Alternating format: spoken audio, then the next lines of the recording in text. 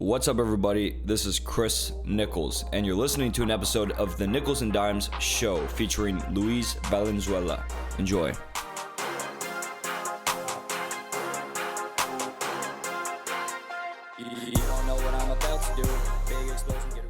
What up, Luis? What's happening, Chris? Man, it's good to see you here, man. Thanks for having me out here in San Jose. I'm stoked you can come stay at the crib and check out what I'm into. Hell yeah, dude. Well, it's amazing work what you're up to, and I'm just so happy to see, how far you've come along with everything, and all the different areas that you got your hands in, and I can't wait to talk about it with you. I'm excited. I'm excited to give me a chance to kind of document the experience. Time flies, and you just you go through all the motions and all the activities, and you look back and you say, damn, where am I? How far did I get? And yeah, it's great to be able to share that and maybe some life lessons along the way. Oh, absolutely, man. Well, I think we're going to get some good value out of this. And I should start with this, a disclaimer. This is not financial advice. This is kind of a new topic for me in the podcast. Out of the podcasts I've done so far, we're going to be covering some investment strategies and stuff, but these are just more based off our experiences and our own philosophies, but no financial advice should be taken from this. So let me start off with a quick intro on that note of Luis. So guys, I'm here with Luis Valenzuela, who has built a real estate investment and property management business based out of the Silicon Valley and Reno, Tahoe areas, which is his current main focus. He previously held various roles at Zoom Video Communications for 7.5 years. Man, what a journey that company has been on, over the past decade. Luis is we're going to talk all about that, but Luis is my good friend and classmate from Santa Clara University, just down the road from here in San Jose, who also grew up in Hawaii. Luis. Yes, sir. Dude, man. So you've got such a cool story, and that's why I wanted to have you on. I'm so glad we talked about this, and you came to mind just because your story is so fascinating. When I was actually, really manifesting the idea of this podcast, when I was going through my network, like, hey, who's got a cool story? Who's got something to talk about, built something of their own? It's just a unique person, right? A unique person who I have a lot of respect for, and I really appreciate. So, that's you, man. Dude, I mean, I would love to hear from you. Like, gosh, how would you describe where you are today compared to how you grew up from your time in Hawaii? Yeah, definitely. Never thought I would be here. Yeah. Definitely humble beginnings. Kind of first generation American. My dad is from Chile. Uh-huh. He came here during the military dictatorship and just looking for a better life. He always told me the story. He came to this country with $60 in his pocket. Wow. On the plane and one pair of pants, and he ripped his pair of pants on the plane. So he was in the airplane bathroom sewing up his one pair of pants on the plane ride to the United States. Jeez. So from there, definitely, and obviously I had it way better than him and my family. They provided as much as they could for me, a middle class lifestyle, obviously in Hawaii, but I went to public schools. My mom and dad. Yeah. My mom's a public health nurse. My dad is a public school teacher. Okay. Didn't have the fanciest things. Didn't get a car when I turned 16. Didn't go to private schools. Yeah. But I had what I needed to make something for myself. And, for sure. Got a great experience. I really value what I like the most about growing up on Oahu was just the exposure to all the different cultures and people that you don't necessarily get when you grow up somewhere else, and then also kind of the opportunity to be a minority, I think, really helped shape and change me and help build character. Mm-hmm. Kind of, as you know, right, being a person of fair skin in Hawaii, that is the person who's the minority. There's like almost like a counter hardships or discriminations, and I think that would really help build me to have character, whereas if I grew up somewhere else, I wouldn't have experienced those little hardships that I had to learn from and get stronger, and that was huge. Bro, I love how you just put that, because that I relate to that so much. Obviously, I'm an actual haole, white boy from Hawaii, right? And you're South American. I mean, but you have fair skin, so you could still be placed in a different category, right, than many of the people in Hawaii, like the majority groups that we see there, race-wise or ethnicity-wise and so forth. But dude, it's such a thing, and I really felt that when we went to college together, when I met you in college, how, you know, some of us Hawaii people, there's just something different, right? Because we have I think a different awareness from our experience to the point of exactly what you just described. So yeah, really cool how you just said that. Yeah, and then just to go in a little more on that. So just knowing that, especially with the identity, right? Like you said, like, yeah, I'm half American, half Chilean, but I also identify strongly as a Latino. So I actually got to learn from this thing of being labeled as something that I'm not, right? Like, oh, you're Holly. I'm like, no, I feel like I'm Latino. And then being, you know, judged or discriminated against for that. But I think it's a unique thing for someone of my complexion to be able to have that experience. Yeah. Make me a lot stronger. Also to be able to see the other side, to understand other people's experiences, just really helps me relate to people of all backgrounds better than if I never had that. So I really, really appreciate that. And also just besides that, just the love that you get from all those different people, like they still embrace you. You get to experience how these different cultures show empathy and compassion and joy, and how they kind of shapes you by getting a bunch of different views into these different basically cultural backgrounds. And then not to mention, right, just love of the ocean, love of nature, kind of having a healthy foundation in that area. Really, and then obviously too, being able to, public school is really, I feel like that a great example of you can make something out of yourself. I went to public school, but I took AP classes starting from my sophomore year in public school, and when I went to Santa Clara, I had 24 credits coming in. Wow. So I was already kind of on the right foot. So it's really just a message that you can make something out of it. Right? Public schools aren't bad. It's how much effort you want to put into it. How much do you want to learn? And luckily, my parents always pushed me and established from a young age to really focus on education. So if you do, doesn't matter what school you go to, you can get somewhere. Okay, so like that's just like a foundation on where you come from. Your dad's from Chile, you know, grew up kind of like average middle class ish. Let's talk about school. So you were always a good student. It sounded like you had a bunch of AP credits going into Santa Clara. You got to Santa Clara, which is a great school. What did you study at Santa Clara? So yeah, I went to Santa Clara, and I actually didn't know what I wanted to study right away. I kind of was looking, I was going for two different sides really. I was thinking either I'm going to go the STEM route, the science, technology, engineering, math route, or I'm going to do, like, I was really interested in psychology and philosophy and how the brain works and neuroscience, and really wanted to learn about that. So the first year I just kind of took both. I kept taking more math classes and science classes, and then I also, you know, dove into some computer science, and but I also took some philosophy and psychology classes. And kind of what I ended up realizing was, personally, I just started looking. I've always been a planner. Okay. So what I realized was, I'm good at this math thing, and for as far as my future earning potential and developing high income skills, it's a no-brainer which side to go on. STEM gets you higher earning potential, more opportunity to higher paying jobs than psychology and philosophy. Plus, psychology and philosophy is something that I can pick up a book and read and learn on my own as a hobby, whereas math and computer science and those types of areas are actually hard enough where you actually need a professor sometimes to get through those really tough concepts, and the higher earning potential. So I ultimately decided that I wanted the bigger challenge. I wanted to do the thing that was harder, and I wanted to do the thing that was going to be more applicable in my future in Silicon Valley. I knew from then, like kind of late freshman year, that I'm going to get a job. I'm going to work for 4 years. I'm not going to need to go to grad school. I'm going to get a good high income skills, and I'm going to go right into the tech corporate workplace.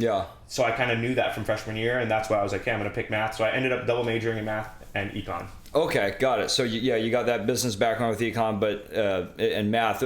So math, you know, we also had the majors computer science, computer engineering, right? Like totally different things, but math kind of fuels that. What was your thinking with picking math as a major versus, you know, one of the computer science majors? Yeah, so in the school there, it's kind of one department, Department of Mathematics and Computer Sciences, so they're kind of just together. Those two are together.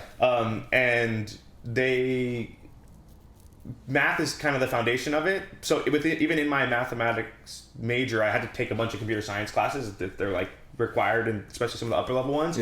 But you really learn a lot about statistics. Super valuable. There's a stigma nowadays about like, oh, I always see these, you know, memes on Instagram about, oh great, I'm so glad I learned the Pythagorean theorem because that really helps me like later on in life. And I will say, like, I always laugh at that because it's so applicable. The different like the different like especially to statistics, but more so it's like when you're taking group theory and abstract algebra and numerical analysis, these different classes where you learn, you get really exposure to coding languages and to computer logic. Yeah. And that's how you build, user interfaces on a website, or that's how you build a user experience flow in Salesforce, right? Or anything that you're doing, whatever language it is, it's going to have that base, which you're going to get from having those classes.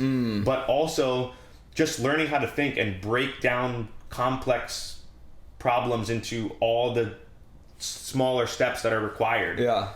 I noticed that people who don't have that mathematical background, sometimes they'll miss. When they're trying to break something down into certain scenarios, they won't logically play it all the way through. Yeah. And the end result will be, they may have missed a part. Or so it really allows predictive thinking, really being able to see, okay, like how the dominoes will fall if I make this move. Yeah. And also just breaking down large things that some people think of, this is so complex and overwhelming. That math background really helps you to say, nope, we're going to break this down. This one outcome is comprised of these 1,000 steps, and I have to do this one before I do that one. Yeah. Because there's dependencies between them. So it's really just getting that critical thinking and logic you need. Yeah. As well as obviously you learn different languages like C++ or MATLAB or whatever languages you take. But it's also just the way of thinking and how to walk through problems that is really valuable. Yeah, wow. That's so interesting. So you really did find value in your major and in school. And every day at Zoom in my various technical jobs, I using it every day. Yeah, that's incredible, man. That's incredible. I wish I could say the same, because school was a huge investment, right? Especially, and a lot of people I talk to, especially in the entrepreneur world, a lot of them kind of make fun of school a little bit. They really do. They're like, I didn't really, I like some people dropped out. They didn't even go to school. But like, that is really cool that you made the most out of it, and what you did. So yeah, that's awesome, man. So, okay. So you had an idea that tech was the direction you wanted to go, and you kind of got the perfect combo of having that business background knowledge with econ and having some technical development type training, learnings with the math stuff and science and computer science stuff. Did you know what side of the business you would want to go into, or did you just try to cover everything and see what jobs might be available, whether you would be on the, engineering technical side of a tech company or the business side? Yeah. So I, kind of got to do both. I didn't know immediately. But I felt like I was good at a fusion of both. So very good technically, but still great people skills to be able to, thrive in that business side. Yeah. So I kind of knew I wanted to do an area that would utilize both. Yeah. And that's kind of why I studied both math and econ, because I wanted to make sure I had the technical abilities to communicate with developers and, write formal project plans and JIRAs and, technical, whatever pseudocode is needed to move on with the project, or to be able to pitch an idea and have a presentation and talk, logically with executive about convincing them to do a particular thing. So I kind of knew it was going to be a fusion of the both. I knew I wasn't going to just be a flat out, developer or coder. And I knew I wasn't going to be, just a business person. So I knew it was going to be somewhere in the middle. And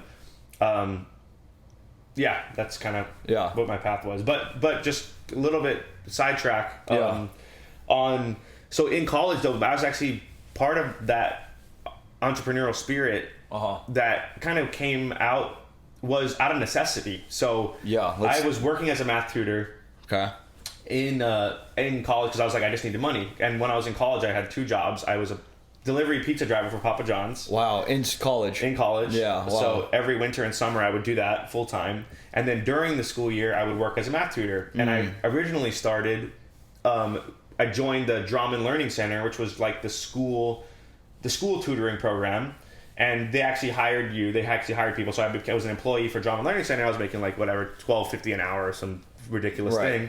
And I did that for a semester, or for trimesters. We had trimesters at Santa Clara, and had some clients, made some money, was doing well. I was like, this is cool. And then I realized, hey, wait, I can make more, and I can have way better hours, and I can actually suit the needs of my clientele better if I actually just took this off and did it on my own. So I branched off, started doing it on my own, started charging, $25, $30 more dollars per hour, started making more money. Just to tutor people. Just to tutor people one-on-one. And you found other students who were down to do that? Yeah, and then kind of through word of mouth, once I took a couple of people on, then they had good reviews. They liked it. They told their friends would hit me up. And what I actually learned, this is kind of was my first kind of accidental kind of introduction into entrepreneurship. Yeah. Out of necessity, but also just offering a different product. So what Drawman would do is they would offer twice a week for an hour. You have your client, and your client, you see them twice a week for an hour or whatever, Tuesday, Thursday, Monday, Wednesday, Monday, Thursday.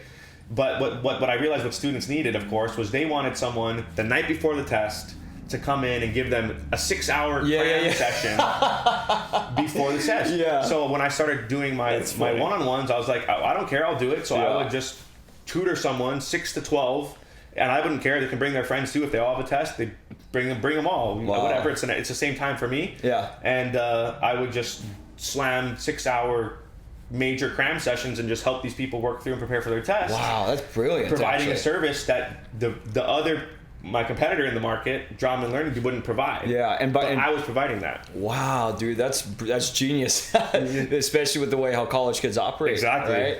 Wow, man, I should have been one of your customers. Man, but just for context, there, the Drawman Center he's referring to was the tutoring that went through the university, right? Provided by the university, and so it's kind of like the intermediary. Louis just cut out the middleman basically and said, all right, let me come to your dorm room the night before the test, and get you all ready to go. Exactly. Or the library, or the cafeteria, or your off-campus house, whatever it was. That's brilliant, bro. And did you stay pretty busy with that? Yeah, so I did that, and actually I got so busy with that I actually just had to stop. I had to start turning down people because. Wow, because your reputation was getting around in a good way. But yeah, I was having a lot of success with different people from different levels, whatever math. I would tutor any math class that I took. Yeah. Previously, and I actually, just because I had my own studies, I'm working, I'm trying to have a social life. I had to say, okay, you know what, I'm going to reduce my clientele because so I just stopped taking on new clients. So that was kind of the first thing I hit. I was like, okay, this actually works. This is good. It makes good money.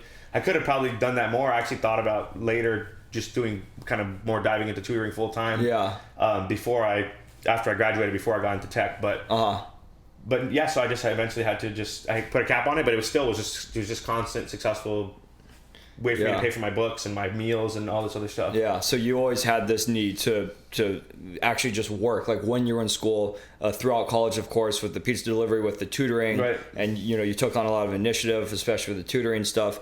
But what about high school? Did you had to work then as well when you're in high school? In high school, a little bit. I did like a little thing when I was younger. Me and my buddy used to mow lawns. Okay, for sure. And then, but Basic that was stuff. kind of smart. And then, but no, basically in high school, my main work was school, and then I played basketball and sports. Yeah, for sure. So it was like sports and school basically was what I did in high school. Okay, cool. So all right, so how did the Zoom opportunity come to you? How did you get this job? That's a good one. So I was after college, and I was just graduated, was focusing during end of college. I was kind of overloading to complete my double major, so I didn't have anything lined up after college, and I was kind of focusing on enjoying and getting through basically senior year.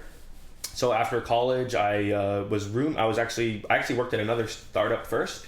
Before I worked for Zoom, I worked for a startup called Tidemark. In Redwood City. So I was working for them for about 6 months, but I was actually roommates or housemates, I should say, with someone else from Planet Materials, Noah Belkus. Yep. Who's also on this podcast. And so I was actually housemates with him, and he was a sales rep at Zoom Video. Okay. So he started working there after college. Yeah. And I was living with him, but I was working somewhere else. Mm-hmm.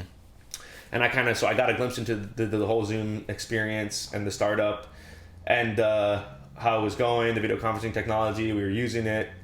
And then after a while, the company I was at, they missed huge. They were like 50% of their revenue goal. One of the quarters I was there.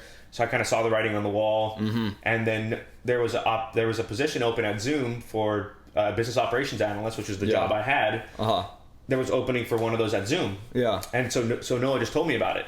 And so I applied, and I went in, and and got a good reference. Yep. And also actually happened to randomly, you know, how important your network is. Yeah. There was also a couple other Zoom guys there who I didn't know at the time were working there, but were former colleagues of mine or classmates of mine from college. Sure. So when my, you know, resume came in and they were considering people for the job, I got some good recs from some of those folks, and I ended up getting the Zoom job from that. Wow. Okay. And so what role was it for? It was a business operations analyst. Oh, you started off in that? Yeah. Okay. So I started off in that. That's what I was doing at Tidemark. Got it. So it was basically a lot of Salesforce administration. Yep. So it kind of was a good combination of what you studied in school. It was, totally. Yeah. Working in Salesforce, you know, building workflow rules or email alerts and triggers, working with the developers, you know, getting business requirements from their various business stakeholders, figuring out, you know, the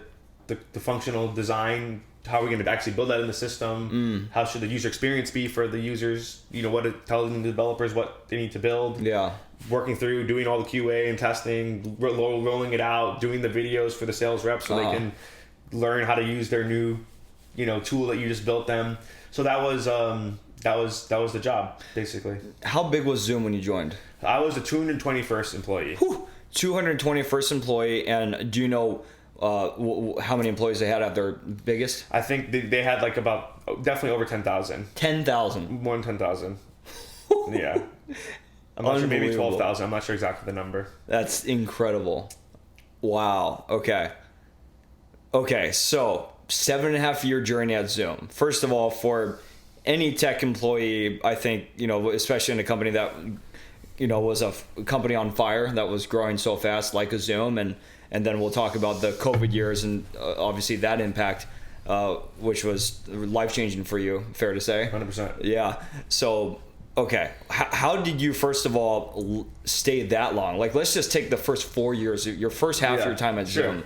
Like, what did you say you did to stick around, to perform? You were always a great student. Clearly, you had a positive approach and mindset about school, and it seems to have applied in the workplace too, which is incredible. How'd you do that? So, I mean, I operate with the hungry hippo mentality in a business, and it's in startup cultures you can do that because there's not really defined roles. So basically, what you do to make yourself important and fundamental to the business is when new responsibilities that come up that are either gray area ownership or have no ownership, if you start doing them and doing them well, eventually they just get given to you. That's good. Yeah, that's a great answer. So they're like, hey, someone's showing this area, we lack structure and organization and execution in this area, and this guy, he just seems to be stepping up and doing it. Let's just give it to him formally. Yeah. Right. So that's why I call it the hungry hippo approach. I want to take as many responsibilities as I can. That was my approach to learning. I want to learn. Then I started managing the order desk team. Then I started doing the Salesforce admin. Then I was starting to run the call routing center. Then, just picking up all these different third-party applications and tools and just becoming the admin of all these different areas. Or the partner portal. Right. So setting up all these things. So now, in order for all these systems to run, I have to be you have to talk to me. So become indispensable and foundational to the operation of the business because I'm administering or running all these different processes or applications. Yeah.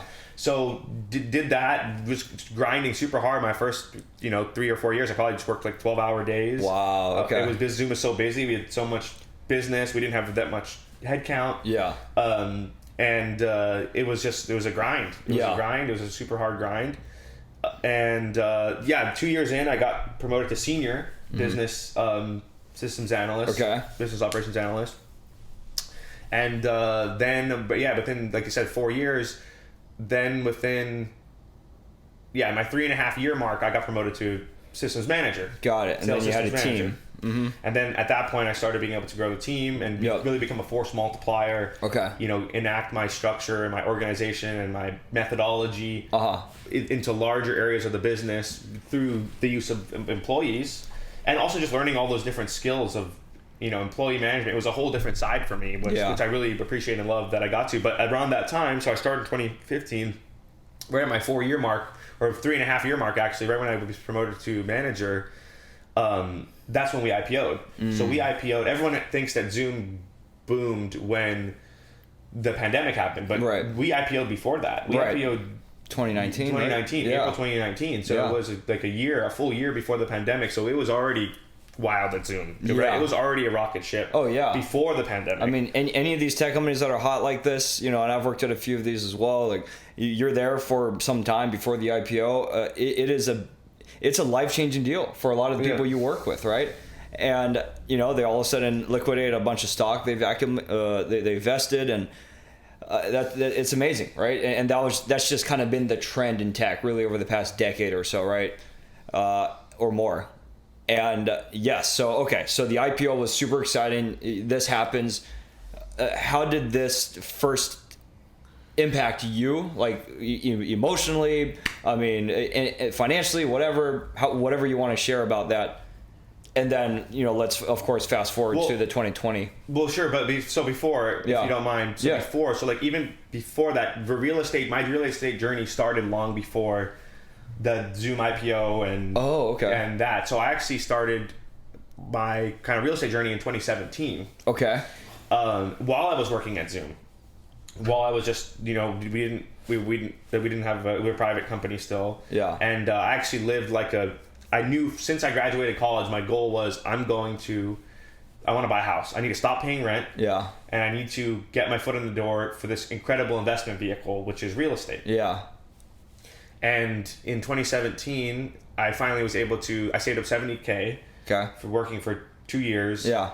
And because I lived like a hermit for 2 years, I straight up very, very frugal. I cooked all my meals, went to Costco, chefed everything up myself. Yeah. Said no to the parties. Said no to parties, said no to dinners with friends. Yeah. Didn't go to sporting events, didn't buy a single plane ticket, didn't stay in a single hotel room, right? I just totally kind of focused on, I need to get the down payment, I need to save all my money, I need to be able to buy a house. Yeah. And this is very true about Louis, by the way, as his friend. Like he definitely. So I did shut down for a bit, but I'm so grateful that I did, because it was the right choice and got me going on the right track. Because in 2017, I was able to purchase this place we're sitting here in downtown San Jose. Yep.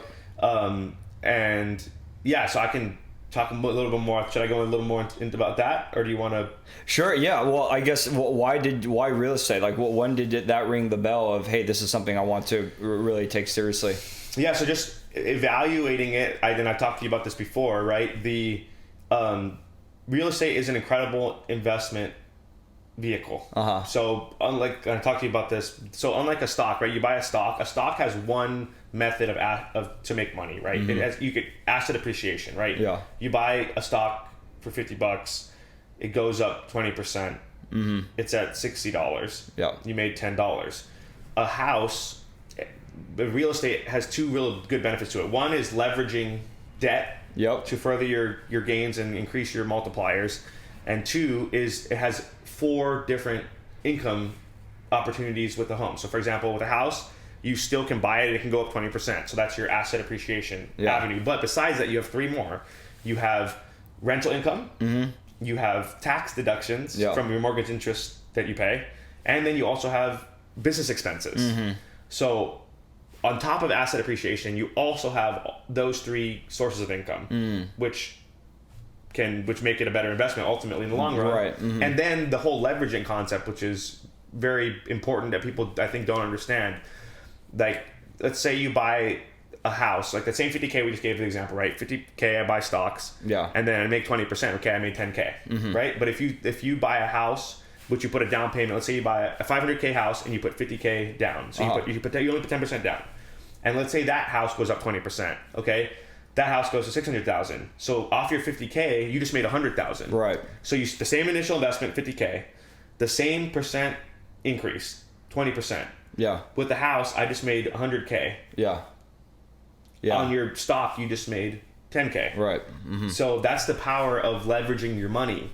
And what people don't understand is it's very difficult to find areas, like it's hard to go take a loan out for anything else. Mm-hmm. Like business loans are hard to get. Your business has to be operating for a long time. You have to show all these things. You can go get a 500K loan for a house if you just demonstrate your income and your assets and your credit score. Sure. Mm-hmm. So it's one of the only mechanisms we have where you can leverage debt to make money. Yeah.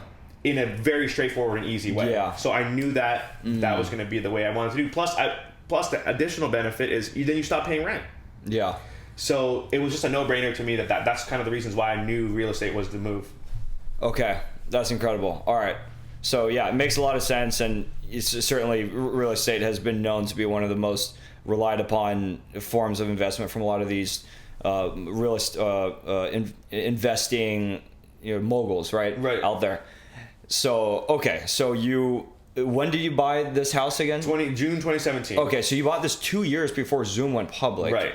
And you just saved this up, and you were super focused. So this was really before you made any big money, right? So I had no money. Yeah, you had no money. You just went all in. I had my tech job, so I was making a decent income. Sure, but still, and then just saving almost every penny I could. Yeah, just because I knew. So you really took a risk.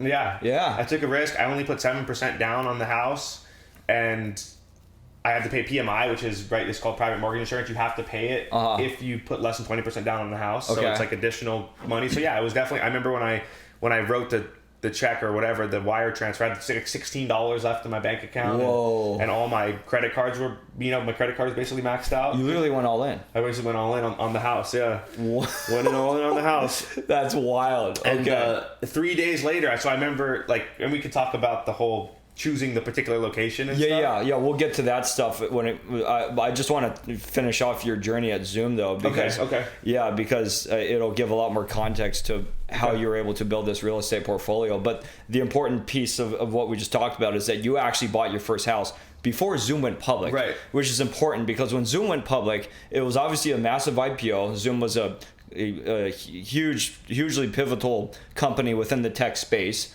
allowing people to basically revolutionizing Cisco WebEx, right? That was kind of the original player, right?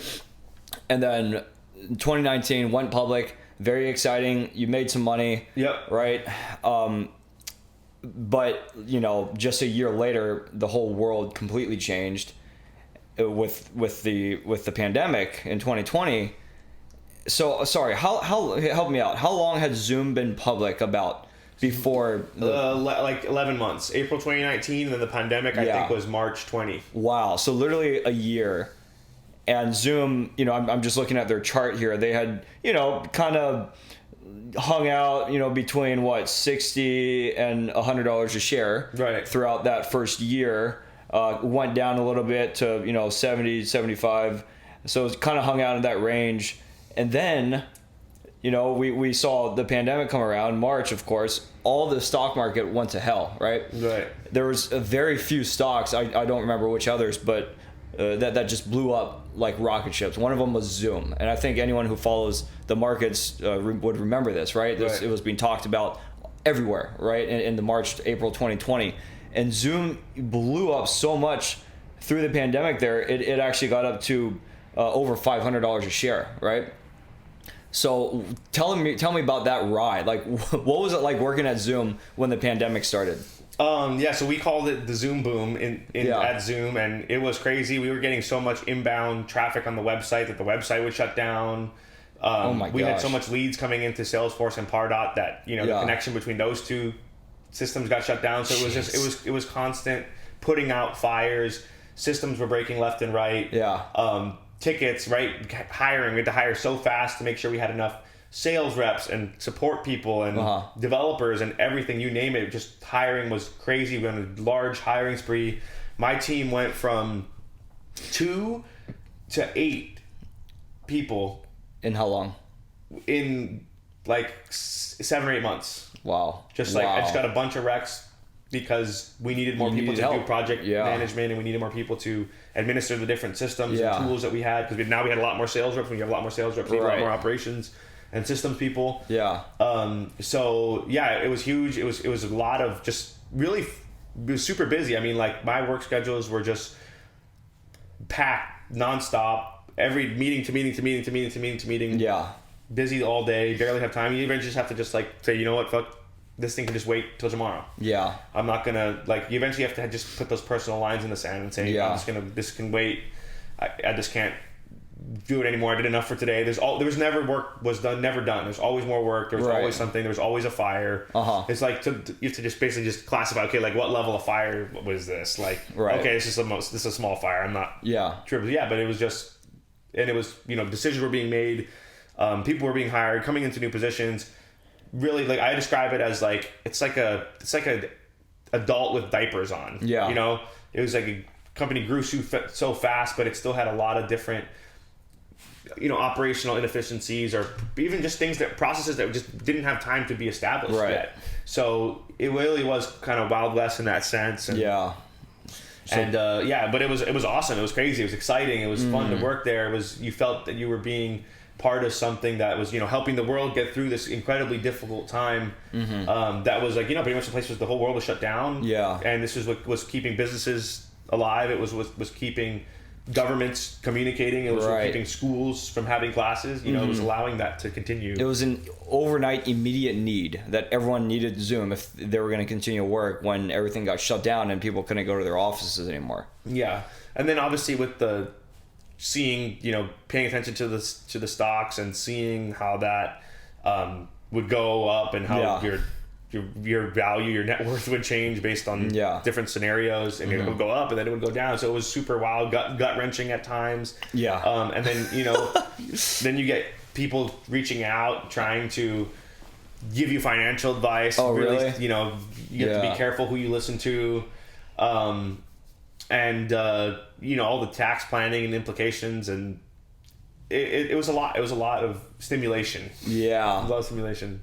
But learned a lot from the whole experience. And for sure. Obviously, it was awesome and great. Life-changing experience. It's something that really paid off just with all the work you've been putting in. You'd been working for 4 years before. Yeah. I mean, you were working nonstop for what? I don't know, 12, 13 years or something, just like through college and from 18. Never stopped. And so you're no longer with Zoom, because you're focusing more on your investment portfolio. So tell us about that journey now after you bought this San Jose house, when you basically went all in, right? And then over the next few years, you were in a great position with Zoom to be able to make some money with the stock. And then you then had the freedom to invest in more properties. So tell us about did you always know you wanted to buy more after you bought this first house? Yeah, I knew I wanted to buy more. I'm into the multi-unit space now. That's to me, it's the best bang for your buck. Okay. At least at my level. I knew that I wanted to have it's very solid income. Like I said, all of the 4 different, you know, asset streams, 4 different income streams you can get from this real estate asset. And but I ultimately knew, so during the pandemic, I remember I set these goals up in the beginning of the pandemic. Everything was shut down. I knew there wasn't these things that happened. So instead of like just playing video games all day or, you know, doing whatever people did during the pandemic, frankly, I decided, okay, interest rates were at historic all-time lows. So I decided that this was the time to act. Yeah. So I ended up, you know, purchasing 7 additional units at that time during the pandemic, and I was really trying to look at where to purchase, but I knew I have to do it now because I got like 2.5% interest rates or 2.5, 2.75 because it was historically low rates. Yeah. And I had all this free time because, you know, I was working, but then after work, instead of like I couldn't go to the gym, I couldn't go do things. So I was like, I'm gonna really focus up on this real estate thing. So during the pandemic, I really put in a lot of the work. Yeah. And then first of all, was picking the location, right? So I was in here in the Bay Area. Yeah. Having these other investments that I'm doing, right? Capital gains from the stock market, even just from my normal income. So I knew I was like, I got to get out of here. Yeah. I need to go to I want to go to a place where I just wanted to change the tax situation. Yeah.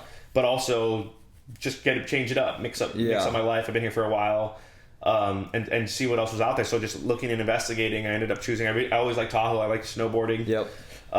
And so I was like, okay, well, and then just so happens I have a bunch of criteria that I look for when I'm looking for rental or for real estate properties. Yeah, walk us through that. Yeah. So basically, one you want is, I'll just go through in no particular order. Sure. So you want closeness to a metropolitan center, like a location. Downtown. You want to be close to downtown. Okay.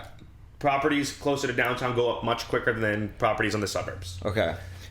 Be closest to jobs.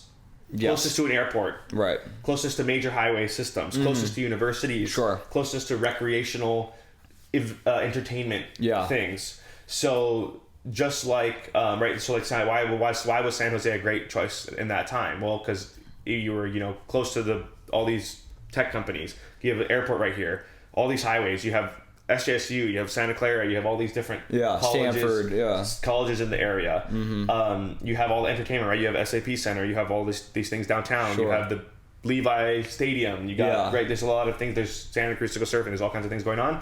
And so Reno, I picked for similar reasons to that, because right, you got Tahoe there for recreation. You got all the casinos and the nightlife. You have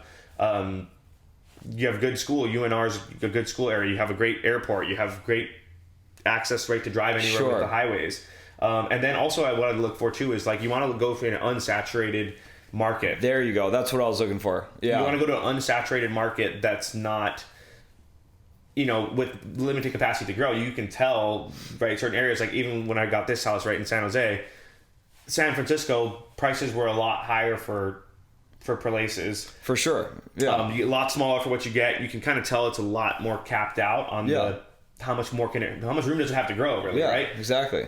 Versus here, kind of got a place that was in a poor neighborhood. Actually, funny story about that. Let's hear this. Yeah. When I first was trying to buy houses here, I was like everybody else. I was offering. The market was crazy at that time. Houses were going for like 50, 100, 150, 200K over asking price. So the first like 8 houses I offered on, I got outbid, and I was getting outbid by dual income corporate tech families, right? The mom and the dad, they both work. They have 2 incomes. They're looking for a house. And at that time, I was like, then something's wrong here. I'm going to keep getting outbid. I have to change my strategy. So what I did was I pulled up a crime map. Okay. And I looked at what is the closest, most dangerous place, worst crime area that I can move to close to downtown. Because I know this is going to change. It's going to gentrify. So I actually tried changing my search to look on that area. Wow. And right before the week before I purchased this house, there was a stabbing on the corner. Oh my gosh. Okay. When I first moved in, there was like prostitutes walking up and down the streets. It was like a McDonald's drive-thru at like 3 a.m. at night. And there's homelessness. There was all kinds of stuff. It was like kind of dirty, but I knew, right, this is something you can plan for these things. You can be proactive, because I was a buyer that had different needs than other buyers, right? So other people valued this place less than I did, right? Because let's say you were a dual income family, right? You have a kid, right? You're not going to want to go to a place that doesn't have like really nice elementary schools, or that's not really safe, or that doesn't have a big yard, right? But for a person who doesn't have kids, who's a single male, I don't care about a nice elementary school. Yeah. I don't care about having a big yard. I don't have a dog that's going to play there. I care about rental income. Yeah. That's the only thing that matters to me. Yeah. And closest to work, right? And closest downtown. And so that ended up being the best choice. And then, over the years, after that, I see like, okay, 4-story apartment building complex goes up here. 5-story apartment complex goes up right here. Right next to me, the Sun Garden Shopping Center. So you see all these businesses grow, because you know that they're going to grow from the downtown area. Yeah. So then you see all these construction and growth, and these other things come in. The police kind of steps up and cleans it up and makes it different. And now it seems like a great, nice neighborhood just 4 or 5 years later. Well, now at this point, I guess it's 6 years later. Yeah. But 6 years later, you can't even recognize the place as in the neighborhood, but it still has that barrio vibe. It's a great Latino neighborhood. And but yeah, so that's what you have to look for. Don't look for a saturated market. Look for some places that's going to come up. Yeah. That's incredible, man. So describe your definition of gentrification, because this is a word that's thrown around. Right. And I think people have different definitions of it. How would you describe that? Yeah, so I hear what you're saying. There's some stigma around that word. I think when I'm saying that, I mean more just so the increase of value of property close to a suburban center when there is business in that center. Yeah. So I know there's a lot of things about, which is tough, of people, who have been living there for a long time, not having to go. Priced out. Right, and they're getting priced out. Obviously, on Oahu, that's a huge thing with people, with locals there. Yeah. I'm just speaking from an investment perspective of just analyzing San Jose or any downtown area you're at. Yeah. You want to buy somewhere in a more dangerous or let's say least desirable. You want to buy in a least desirable place close to a downtown. Right. Because as that downtown grows, if you know that place is going to grow, don't buy in the least desirable place in a city that's not growing. Yeah. But if you're, like I see, right, you can see if it's growing. How do you tell? I see giant cranes in downtown San Jose in 2017, right? They're building the Adobe headquarters, right? They're building huge apartment buildings. It's clearly growing. I mean, you could literally see the Adobe headquarters, the Zoom headquarters, and I mean, gosh, a bunch of others, I'm sure, right, from your house. Right. And that's one way to know that it's a good city to invest in. Yeah. There's obviously other people there, because you got to think those people are investing, right? What are those things? Right. Adobe headquarters, that's Adobe investing in that area. Yeah. Huge, like let's say it's a 300 unit apartment building. Someone's investing in the area. So you're kind of following their lead in a way. They're investing in this for a reason. They see a lot of jobs. They see a lot of potential. You're kind of piggybacking on that. And you're doing it in an area that you know has a lot more rising potential, because let's just say it's not as safe, it's not as desirable, but it will be soon. So to me that's how I use the term, and I just mean getting a place that, let's say, just is maybe a higher crime rate or less desirable but close to downtown, that will eventually become more desirable. Yeah. Wow. So so you really called this, and it was an incredible call, right? And I think a lot of people who are looking to make a investment in real estate, they have some boundaries, right? Like they don't have the comfort in them to, let's say they have a budget, and you could find plenty of places within your budget, but in the wrong location. I said that in quotes, right? The wrong location, thinking, but this place is dangerous. It's a bad area. It's a poor neighborhood, whatever.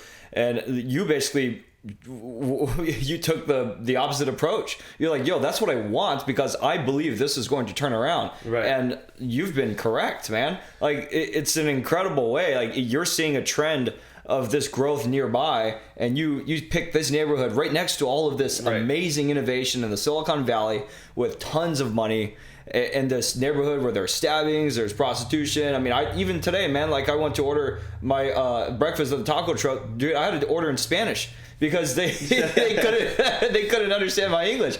So like, and this is years later than when Luis bought this place. So I'm so impressed with your approach on looking at the location. I actually do remember now, it's bringing it back. When you bought this place, like us and some of the homies were kind of like, damn, like Luis really bought a place over there. Right. Even my mom, right? But about that though, so here's the thing, right? When you think about it, like this is just back to like, right, but I studied economics. Yeah. So think about a house in a nice neighborhood with a good school district. There's so many different, in that type of market that's so competitive, there's so many different buyers who want that same thing.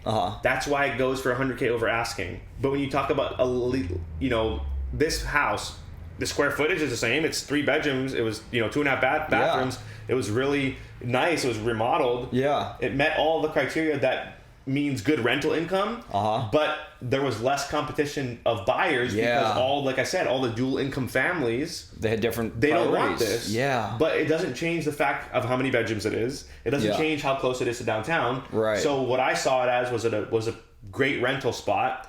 Whereas a family who wants their dream home for raising their kids and having their dog is not going to look at it the same way. So, but that's why I got to get it at a better price. Yeah.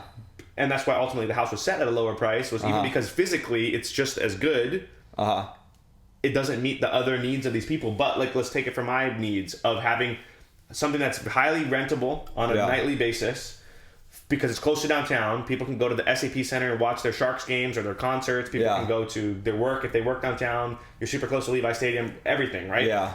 That's not what someone who's buying a house typically is looking for, but that's what I'm looking for. Yeah. So that's why my rental income can be just as high here as if even if I went into it probably more here, honestly, than if I was in a nicer neighborhood in Santa Clara, because what's in Santa Clara, right? Yeah. Not as close to downtown. It's not as close to these different things. So definitely, that's my strategy. I love it. Okay, so we just did a good little segment there on location, which generally is the most important thing in the rules of investing in real estate. What other factors do you look at to make a good real estate investment? Yeah, so number one thing you do when you want to look before you can actually know this stuff before you buy, right? So what I'll do is I'll look at, obviously you got to figure out what your mortgage payment's going to be based on that's your down payment. With your loan, right? Then you're going to have your mortgage plus your insurance and your taxes. Okay, that's going to be X amount of dollars per month. Now you look at this house and you say, okay, how much money can I make on this house per month? You obviously need that amount to be more than your mortgage. Yeah. If it's not more than your mortgage, you don't buy it. Yeah. If it's not significantly more than your mortgage, you probably don't buy it, right? You want to get the most you can. And so I look in different places to see. It's an equation basically of rental income minus mortgage. How can I maximize For sure, that? yeah. And that's all you do. And so now my kind of sweet spot that I've realized is, for me, in this, when you can afford it, you want to get multi-units. So multi-units is considered something that's between, greater than 2 units, right? A duplex, a triplex, a quadplex. Yeah. Apartments, whatever. So those ones actually economies of scale, right? Just classic principles, right? We're talking about this all just comes to life here in this business, right? It's like, location. Yeah. Or, reducing competition will lower down pricing. And now we're talking about economies of scale, right? So you can get more rental value for multi-unit homes. So now I kind of am moving in that direction and looking at multi-unit properties primarily. Yeah. Because you're going to be able to maximize your rental income there. But so you're going to research on Airbnb, right? Yeah. You're going to say, okay, if I buy a place in this area, okay, go on Airbnb. Literally go on Airbnb. Right. Look on the map. See what houses similar size, similar number of rooms, similar location are going for. Then you can kind of calculate, okay, now you can do some estimates. Okay, what if I only rent this place out 15 days a month? Okay, what if I rent it out 25 days a month? Then you can figure out what your money's going to be. Yeah. Compared to your mortgage. Yeah, makes sense. So basically just doing your market analysis, planning, how is this going to be a real business for you? Yep, makes complete sense. Get any other, so let's say you have the location figured out, you have your market analysis done and your business planning when it comes to income versus expenses, mortgage up against, the income you can make from these properties, rent and so forth. Anything else that goes into your decision-making process on how to purchase? Yeah, so like I said, the closeness to the recreational sports events, closeness to location. jobs. Yeah, this is all location related. Sure. Yeah, that's true. And then of course, I guess that would be also just somewhere that you can get to easily, right? So like for me now, I live in the Reno Tahoe area, so having multiplex there, I can easily go check on my properties. Yeah. Because I'm close to my house. Or even in the Bay Area here, I could come here. I still have a lot of friends here. I still can. So, like, for example, would it make sense for me to get a place in Florida? Right. Or Texas? Right. I'm never over there. Yeah. So you want something that's kind of reasonable, like to me at least, that's reasonably close to you. Right. Also, since I've done both at this point, fixer-uppers versus kind of move-in readies. Yeah. Mm-hmm. Move-in readies are obviously more convenient. Yep. You do pay for it versus if you do it yourself. Sure. Right? So you can come in, fix it up yourself, and then house flipping work. Get house flipping work. Yep. So definitely, if you're willing to put in that effort, which I've done it both ways. It takes you a little longer to get your money back, obviously, but the property value goes up more. Because let's just take an example, right? Like let's say you buy something for $800 and you put $60K of work into it, you could almost immediately turn around and sell it for $900, right? Wow. So even though you only put $60K into it of like repairs, whatever you're doing, flooring, walls, plumbing, electrical, whatever it is, right. But the value of you putting that $60K in to fix it up, you don't just get $60K on top of it. Yeah. Right? It goes up a little bit more than what you put in. Because you did the work. Because you did the work. Yeah. So you can make gains from that as well. It takes you longer to rent it out, but I always look for. I would say for your first, depends. Do what you need to do to get the place. Either way, it can be effective. But I mean, it is really like all those components of location. Like those are the components, but they're a little more complicated than location, right? It's like jobs, entertainment, recreation. Yeah, it's like the characteristics of that location that really matter. Yep, 100%. Okay, that's well said, man. Nice. Okay, so I want to shift here to the property management side of things, right? So we just spent a long time talking about some key areas about your real estate investing strategy, your philosophy there. So how are you divvying up the way you are making these different investment vehicles work for you? So I know the one we're in now, like you're doing Airbnb, right? Right. And then, I don't know, do you have people who rent full-time and other ones? Like, can you tell us about how you're distributing, how you're using these properties? And then how are you deploying property managers? Yeah, so Generally the goal, there's a couple decisions. First kind of decision making criteria is how nice did you get the place to? Got it. So places that are really nice, you know, kind of like top of the line, hotel quality, appliances and decor, and which, by the way, you've really turned this place around. It's always been nice. Okay. Thank you. Fair enough. Thank you. I appreciate that. But so basically what I'll do is, if you get it, once you get a place, you put in all the work, right? You redo the floors, you redo the walls, you get all the new appliances, you get it into a place that's basically like I say, hotel quality. Yeah. Then now you want to switch to short terms. Right, so because short terms ultimately are going to give you the highest. Short term renters are ultimately going to give you the highest return. Airbnb, Verbal, whatever. Right, exactly, and they're going to give you the highest return generally. So that's generally what I would shoot for. But now, like I said, like for example, in this fourplex I have in Reno, it was a 1920s. Got it. Wow. So there was a lot of work that needed to be done. So when I first bought it, I was just renting it out all long terms. Yeah. Then I focused one unit at a time, and so the biggest unit I took, I remodeled it, got it really nice. As soon as I got it remodeled and nice, boom, now it's Airbnb style. Nice. Okay. So basically the goal is you get, depending on the quality, because Airbnb, but also the guests of Airbnb, right? You don't want to stay in a place that doesn't look really almost hotel quality for Airbnbs. Right? People don't usually generally stay in those. So you basically, for those ones, you're going to long-term rent. And then as you remodel and get them all up to par, then you can flip it to an Airbnb style renter. But that's one factor, which is, like I should say, hotel quality versus kind of not. Right. Then the other factor is, like, where are you at? If you're in a place where you have a lot of temporary traffic, then you're going to want to do short term as much as possible, right? Yeah. And you can even fluctuate the price because, hey, let's say that there's like a Beyonce concert at SAP Center. Right. I'll raise the price on this $150 a night than what it normally is. Yeah. And people will pay for it because there's a lot of traffic. Yeah. And there's a little bit of places that are close. Right. So only some places have that type of flexibility. Okay. So I have a question about that. Do you use any sort of tools or tech that gives you insight into when you should be raising, like a rent or an Airbnb price, for example, given things that are going on in town, conferences and whatnot? Yeah, there definitely are. There's a variety of kind of websites and apps online that you can use that you basically pay, subscribe, and they kind of suggest what you could get in a certain area. Okay.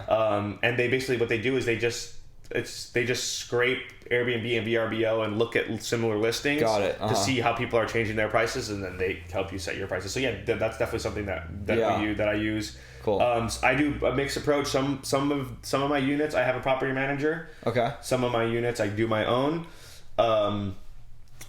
Just depends. Different times in my life was willing or not willing to take on more work. But I think in the long run, I do want to get to a point where I can cut that middleman out and basically do the whole property management side with my own business entity. Yep. Responding to the clients' questions, posting the things on Airbnb and VRBO, doing all of the managing the housekeeping, managing the maintenance people. So eventually I'm going to try to expand that so I can do that on all of my units. Okay. And so tell us why, because like a lot of people might think, oh, why would he go backwards? Doesn't he want to deploy things? Well, tell us we talked about this the other day, but like tell us about your strategy for why you would want to have more control over it. So yeah, ultimately it's just to increase my revenue. Yep. So you're paying your property manager X% to take care of all the different things. Yep. And just seeing and learning how they do it, I think you realize, hey, I could do that for less than the 20% I'm giving them, or the 30% or whatever percent you're giving your property manager. You realize, hey, I could do that for less, and that's because they make money doing that. Yeah. So you kind of can you learn from it. You see how they do it. You can become an expert yourself. Yeah. And then eventually, if you're an expert at it, why don't you do it too? Right. I'm a big fan. I understand specialization. Let the experts do their items, right? Yeah. I'm not going to go and do plumbing or electrical. Sure. Because I don't know how to do that. I'm going to mess it up. And honestly, the expert should do it. They're going to do it better. They're going to do it faster, and then I should pay them to do it. But if you are an expert at something and you have the time to do it, then you should do it.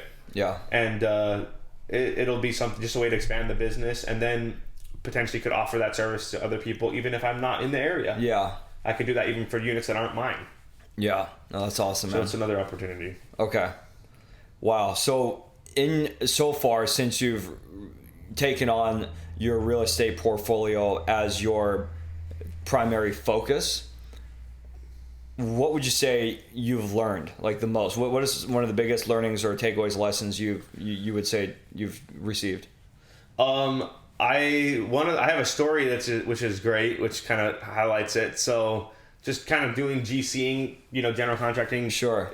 Just in a way, and I'm obviously not a general contractor, but just kind of putting together. Yeah, I get you. And cutting out the cost of that person by hiring my own plumber, hiring my own electrician, getting it together. You definitely learn on the road. Like, so one time I had a carpenter build a closet, and I had a plumber installing a water heater. Okay. But obviously, because I wasn't a GC, I didn't know how to do it right. The guy builds the closet not big enough for the water heater. So then I had to get the closet rebuilt. Oh man. So you just kind of learn from those mistakes. It's a funny story, but it really does illustrate, right, that you're going to have some of those situations where you really are like, wow, that was really dumb. But once you have those, and measure twice, cut once. Sure. So that's kind of really got my measure twice, cut once approach. After that, really kind of plan and make sure that all the pieces are going to work together before you buy that hardware, or before you pay for a particular labor or something or a service. Make sure that it's going to intertwine well with the other services. Yeah. And so the measure twice, cut once approach is kind of like my new motto. Got it. Wow. One thing I really learned from this. Okay, yeah, just putting all the pieces together in order. That's a good like mistake that you learn from, for sure. Yep. Yeah, nice. And I've always been one. I personally learned better from negative reinforcement than positive reinforcement. For some reason, for me, it's always been something that works for you. Right. It's hard for me to, I guess you still can learn from positive experiences, but you keep doing them, whatever you do to get there, you do it. But I've always been something that negative repercussions really, okay, wow, I messed up. Something got to change. Yeah. So I learned good lessons from those types of things. Nice. Okay, so I do want to briefly touch on the strategy around making these, around assigning these different properties as businesses and the different options you have there. Like, so we talked a little bit about sole proprietorship the other day, and LLCs, so forth. Could you describe how you see these being beneficial to what you're doing and investing in property management? Yeah, certainly. So basically, I think everybody if you have a property that you're going to rent out, you should at least start a sole prop for it. Because, and it depends in the area, right? So you could have a sole prop that manages multiple properties, or that covers multiple properties if they're all in the same area. Yeah. If they're in different areas, you got to get one per area. So like, for example, Reno versus San Jose, LAV properties I have in San Jose, LAV properties I have in Reno. Yeah. And if it's just going to be sole prop, like I was talking to you earlier, I did all this research on my own when I was trying to figure out what type of business entity to start. So sole prop is totally fine. When you're getting started, right? You don't have like employees that aren't contractors, right? You don't have like full-time like employees of a part of your company. You don't have like multiple owners of your company, right? You're the full sole 100% owner. Then you should definitely do a sole prop, because you're going to save a lot more money, less filing fees every year. Yeah. Than like, let's say, doing an LLC. And then now that you do that, right, you have your number, you have your EIN number of your business. Now you can go to Chase and you can open up a business bank account. They're going to ask you for it. You can take out a business line of credit after you've had it for a couple of years. Yeah. So one thing I was talking to you about is, for anybody who's starting a business, formalize it as soon as possible. Yeah. Don't wait and spend money on your personal credit card, and just, even if you're getting income from it, formalize it, register it. It's, at least in Reno, it's whatever, $65 a year to have my sole prop. Don't have to, it's not a huge cost. You do it once, you get it set up. Now I have my business entity. It has a legal name. I'm registered with the county or whatever state, local government that I'm in. Yeah. I can get a bank account. I'm starting to build my business credit. so that in the future, if I want to take out a business loan, I have years of credit to go off of them. Yeah. I can also start legally doing deductions. Yeah. I can track my expenses and my incomes properly. So I do that. So for every property I have, I basically have a different legal entity that owns it. Yep. And it operates as its own business. So each property has its separate credit card and bank account. Track all your expenses separately for each property. Yep. And really allows you to live a lifestyle where you can actually do a lot of expenses, a lot of things that you just normally do become expenses. So you're really optimizing your lifestyle where you're not spending a lot of things for you, really. Right. Like let's say I go and I'm going to buy a new computer. Yeah. That's a business computer. Yeah.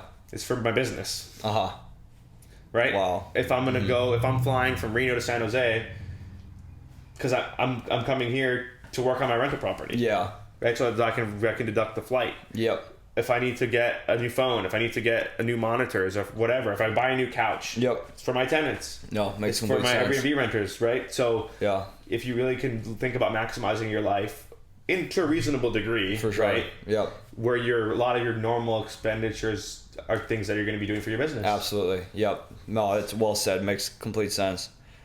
Yeah, man. Well, yeah, this is a great overview, dude. A great overview on what your philosophies are, how you're going about this, what the journey has been like. Is there anything else that we haven't touched on that you want to add to your overall approach to your journey in this real estate game? Yeah, I guess just a couple life lessons or life hacks. So that's actually a great way to end it. I was gonna just ask you that next, but like a life hack, entrepreneurial life hack that you've learned from this. So number one thing I always say, right? So measure twice, cut once. Yep. I also say a lot, the perfect is the enemy of the good. Wow. Perfect is the enemy of the good. So a lot of people I've noticed that they don't want to start something until it's perfectly set up. They have their idea fully fleshed out. Wow. So glad you're saying that this. just stops your progress, right? So the perfect is enemy of the good. You don't have to get it to the ultimate state in order to get going. Just get going. Just get it started, and things will start flowing from there. Your new ideas will come. You'll actually expand because based on those experiences, you'll get new ideas. You'll adjust along the way. You'll actually get to your perfect state or your ideal end state only by starting. You're never going to achieve that from the beginning. Yes. And a lot of times people kind of have the fear, or not the fear, but just they want to have everything kind of done right, and you're not going to get it done right. You're going to run mistakes. You're going to build the wrong size closet. Yep. You're going to make the mistake. Yep. And you won't even learn and be able to get to that point unless you just get going. So the perfect is the enemy of the good. Make sure you remember that. That's perfect way to end this, man. Amazing. Well, dude, thank you so much for sharing this, man. I love to see what you're doing, and I can't wait to see what you continue to build with this portfolio and whatever else you choose to work on in the future. What do you want to leave the audience with? How would you like people to find you or to potentially be a customer of one of your properties? I need to get more properties. Okay. But yeah, you can follow me on Instagram at Hammastyle. Hammastyle, how do you spell it? Hammastyle. Okay. And message would just be, start your sole props, start your businesses. Yep. Do everything right from the beginning, right? Get your business organization and tracking and do things the right way from the beginning. And you'll be able to see what goes on from there. And especially, stop paying rent if you can. Yep. Get into real estate to any degree you can. If you're not locked in there, you can rent it out and move somewhere else. Yeah. But get in the real estate game because it's really good for your future. Yeah. The highest indicators of wealth. There's two highest indicators of wealth. One is level of education. 2 is home ownership. Yeah. So those are 2 highest indicators of personal wealth. All right, man. Well, Luis, thanks again. You shared a lot of good nuggets today. I'm confident that the audience will get some value from this. So, man, good to see you. Appreciate you, my brother. For real. Yeah, right on. Yeah. Having me on. Great time. All right. Bye, everybody. Take care.